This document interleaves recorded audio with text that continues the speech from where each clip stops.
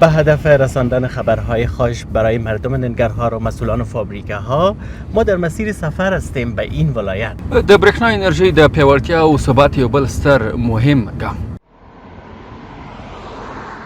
د ننګرهار همیشه بهار سب سټیشن د برېښنا انرژي د ثبات او پیاوړتیا په مخه د څه باندې 50 میلیون افغانیو په ټولیز لګښت د 10 میگاوات کپاسیتر بانک نصب ستره پروژه‌ای که ضایعات ولتاژ انرژی برق را در ننگرهار کنترل و تنظیم می‌کند. برق مشترکین رهایشی و فابریکه‌های صنعتی را با ثبات و جذب انرژی را بیشتر می‌سازد.